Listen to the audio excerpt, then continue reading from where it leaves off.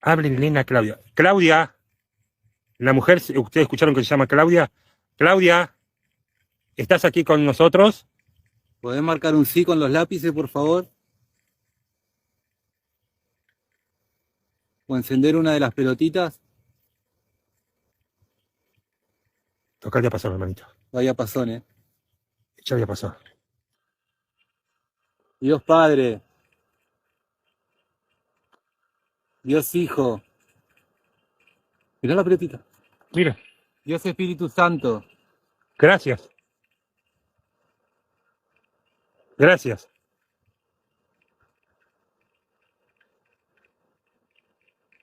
Mira. Ahí está marcando. Está moviendo el lápiz. The thing that I've always found most exciting about the hologram effect and hologram illusion industry is the ability to beam anybody from anywhere to anywhere in real time. So what we've decided to do was we shrunk these giant hologram stage apparatus from big arena stage pieces into what you see right here. This is Portal. It's the size of a vending machine. It fits in the corner of a room, and it beams in a 4K resolution image in real time.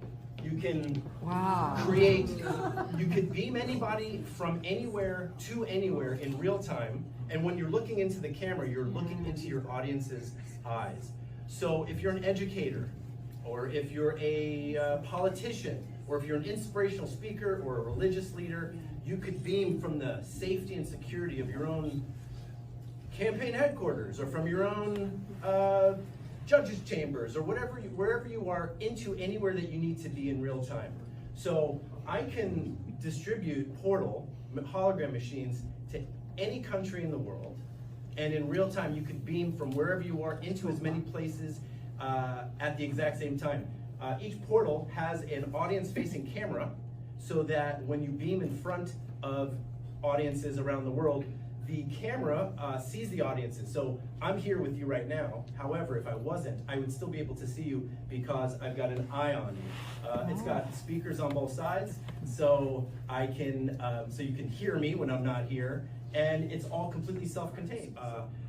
my friends and I, we beamed Jimmy Kimmel to the Country Music Awards from Los Angeles while he was doing his opening monologue, standing on a similar screen. We used green screen at the time, but we beamed him to Nashville, thousands of miles away, time zones away, and in real time he was interviewing artists who had literally just won Country Music Awards, and then we were beaming them back using the same kind of reverse transmission, and they were performing live or doing an interview, and there was no latency. When you use satellite, which could be funny if you're not planning for it properly, here's a polarizing story, but one of the first things that we did was we beamed Julian Assange out of the Ecuadorian embassy, when he was living in the Ecuadorian embassy, and he couldn't leave for obvious reasons. So what we did was we got a call. Julian Assange was promoting a book, and he wanted to promote it in the United States at a place called the Nantucket Project, which is like a TED Talks, but on a small island off the on Nantucket Island.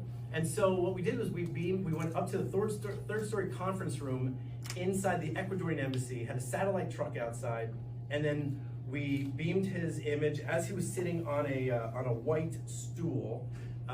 We beamed him to Nantucket, and then we had this guy named Eugene Jarecki, great documentary filmmaker and an interviewer. He was sitting opposite Assange's hologram on the same white stool. We bought 2 white stools. We sent one to Nantucket, we sent one to London, and they were, and you could Google it, it's amazing. They look like they're there at the exact same time, facing each other, but there was about a half a second delay, because it's a quarter of a second up and a quarter of a second down. So it's, when there really wasn't much of an issue until they tried high-fiving each other at the end.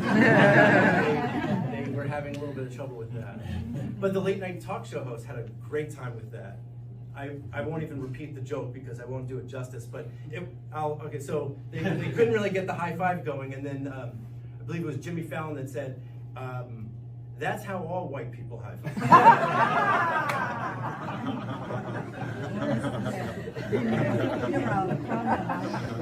So there's late